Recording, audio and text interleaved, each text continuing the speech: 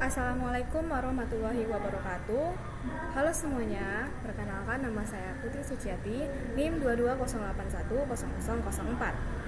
Nah, di sini pada video kali ini saya ingin mempresentasikan materi simulasi sistem yang merupakan bagian penting dalam analisis dan pengambilan keputusan di bidang teknik industri. Nah, sebelumnya apa itu simulasi sistem? Sebelum kita memasuki simulasi sistem, kita harus mengetahui dulu nih simulasi itu apa. Nah, di sini saya akan menjabarkan mengenai simulasi. Simulasi adalah proses meniru operasi dari suatu sistem nyata atau sistem yang dirancang. Biasanya dengan menggunakan model komputer untuk memahami perilaku sistem tersebut atau mengevaluasi strategi perbaikan. Simulasi ini juga adalah alat yang sangat powerful untuk memahami dan menganalisis sistem nyata tanpa harus melakukan eksperimen langsung yang mahal atau beresiko.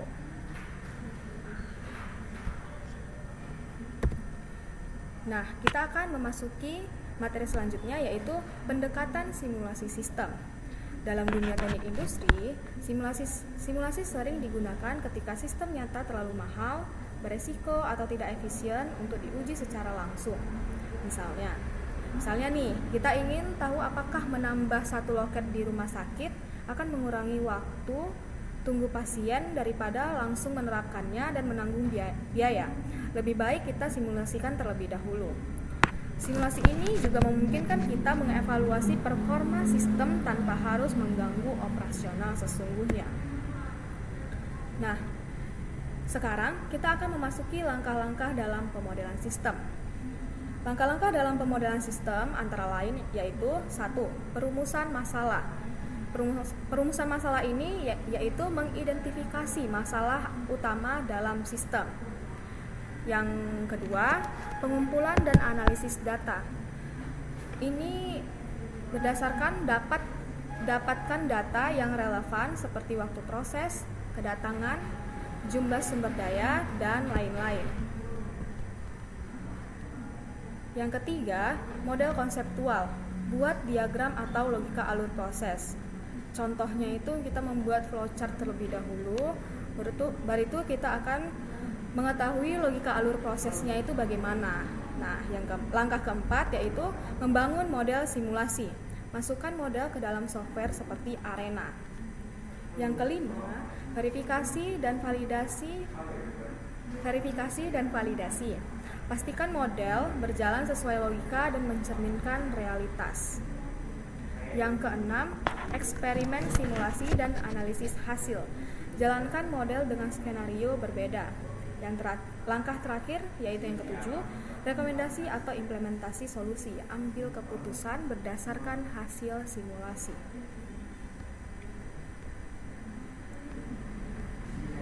Nah, semua langkah ini berperan penting dalam menghasilkan simulasi yang akurat dan dapat diandalkan. Lanjut, perumusan masalah dan kejadian diskrit. Seperti yang sebelumnya saya katakan, dalam simulasi sistem ini pastinya kita akan membuat perumusan masalahnya.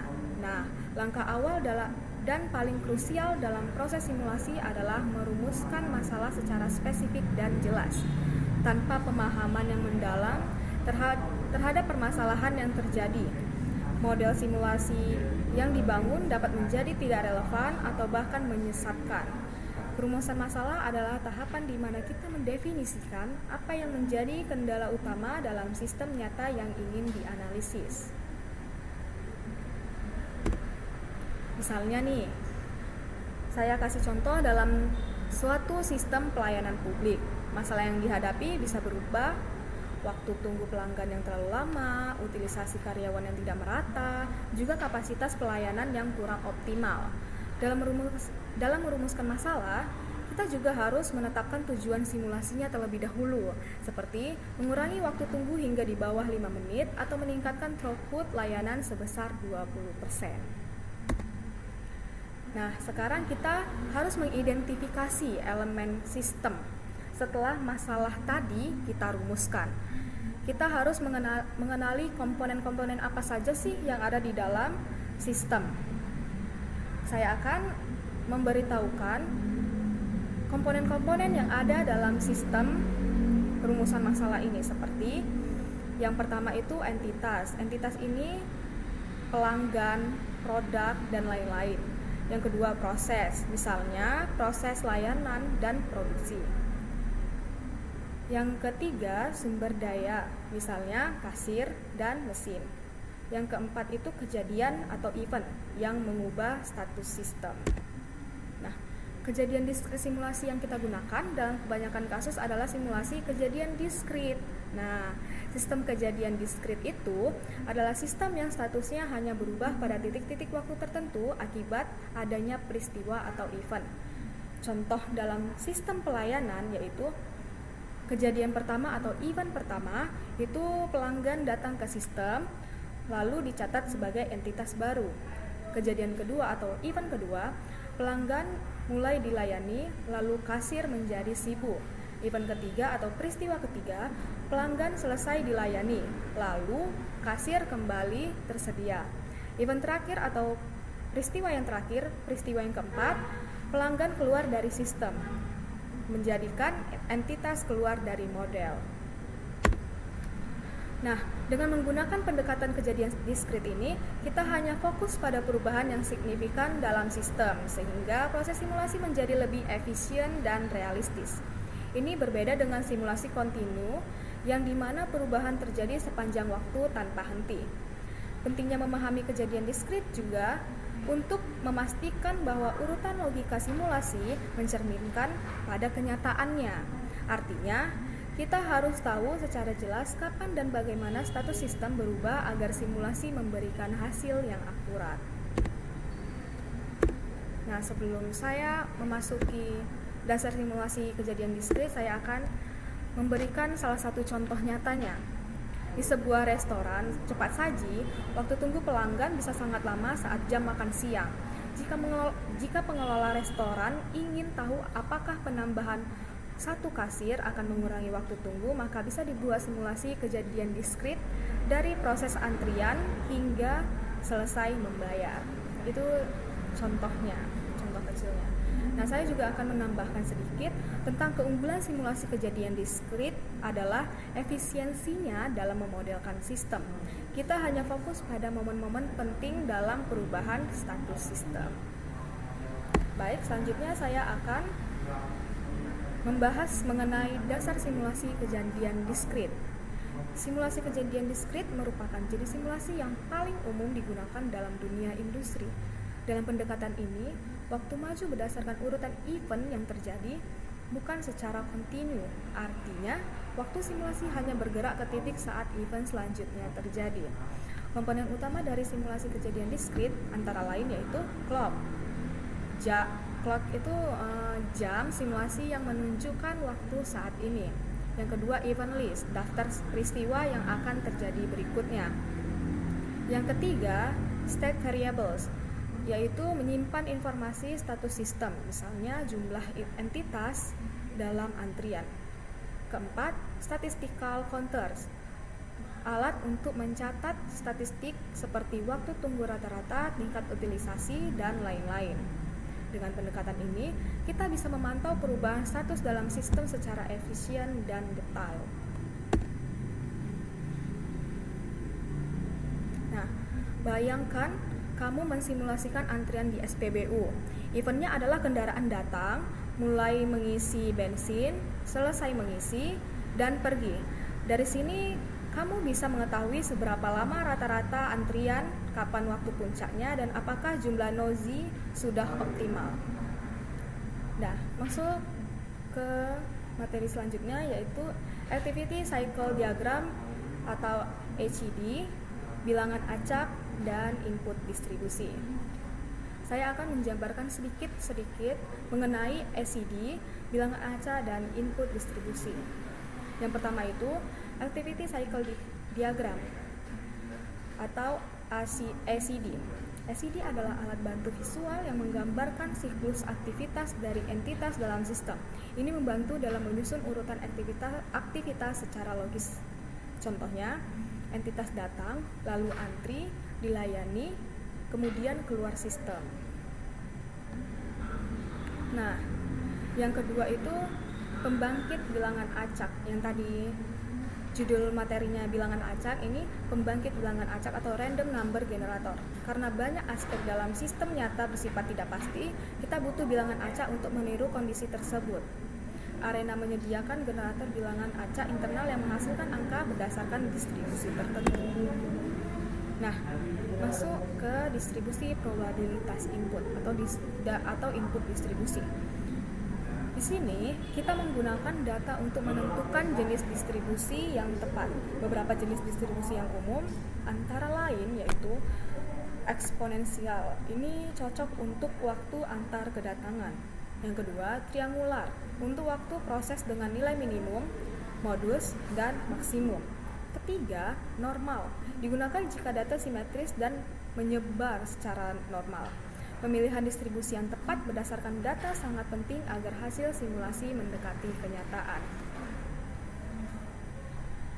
Contoh nyatanya ini, jika waktu antar kedatangan pelanggan di bank selama 1 jam adalah 2, 5, dan 8 menit, maka kita bisa gunakan distribusi triangular yaitu 2, 5, 8 untuk waktu proses dengan nilai minimum, modus, dan maksimum.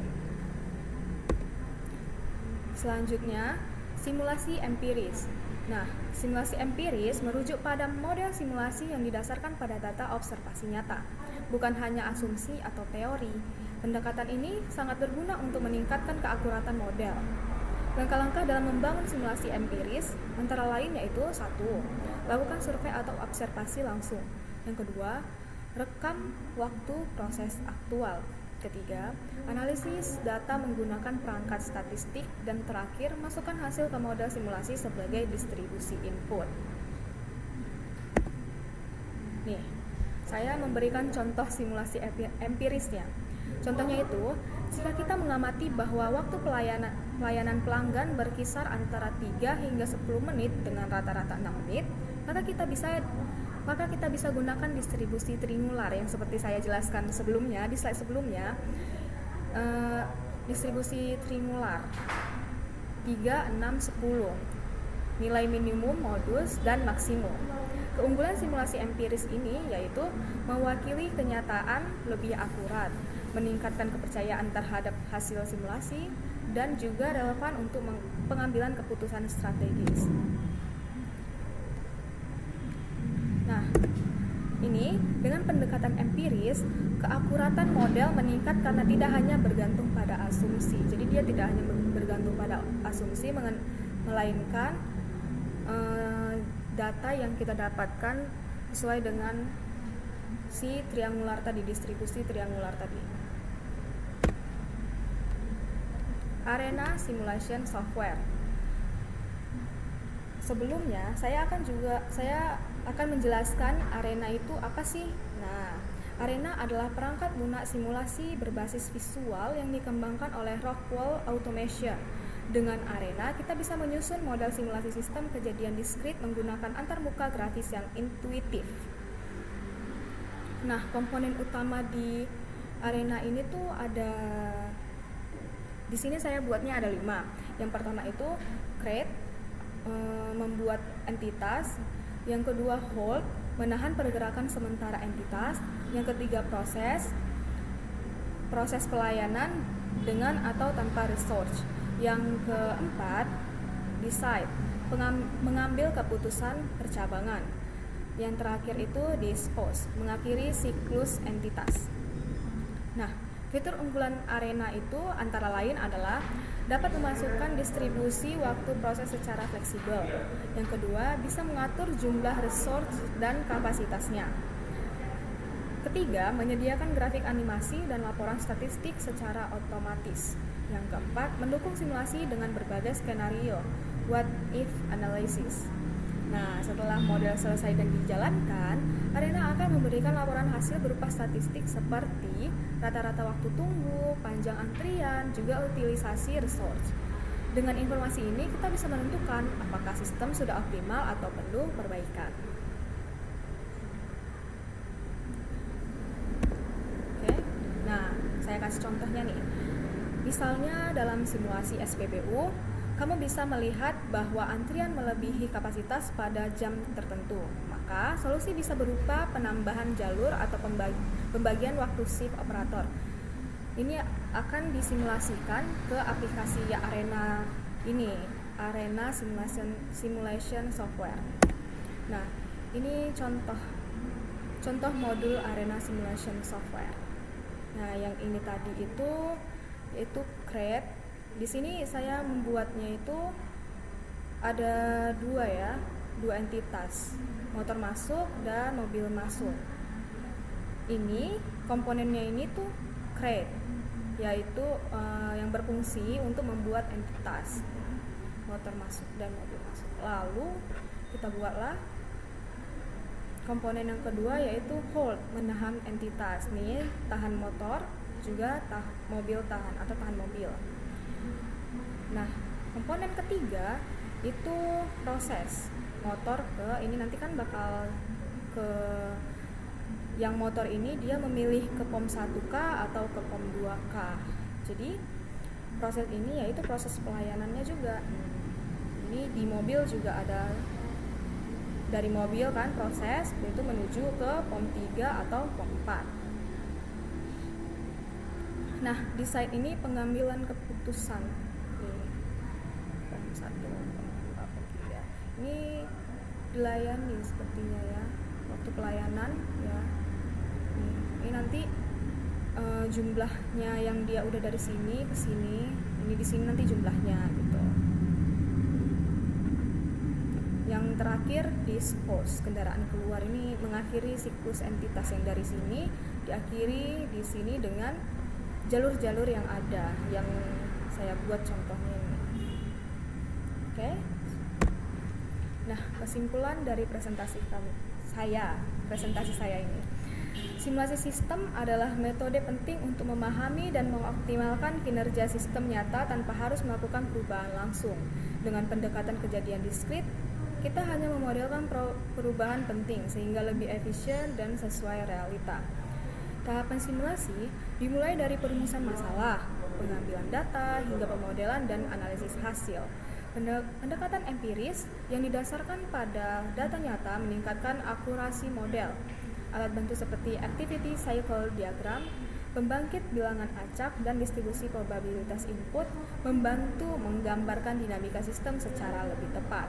Nah, software Arena juga menyederhanakan proses simulasi dengan komponen visual seperti create, process, decide, hold, dan juga dispose tadi, serta memberikan laporan statistik untuk mendukung pengumpulan keputusan. Dengan simulasi, kita bisa menguji berbagai skenario secara aman dan hemat biaya, sehingga menjadi alat yang sangat bermanfaat dalam perencanaan dan pengambilan keputusan di dunia nyata. Nah, dengan bantuan data empiris dan software seperti Arena, kita bisa menghasilkan simulasi yang benar-benar mencerminkan kenyataan. Ini penting agar keputusan yang diambil berdasarkan hasil simulasi dapat berdampak positif secara nyata. Nah, tidak terasa sudah di akhir slide ya. Terima kasih atas perhatiannya. Semoga bermanfaat bagi yang menontonnya. Saya Putri Suciati sebagai mahasiswa teknik industri mengucapkan terima kasih banyak. Assalamualaikum.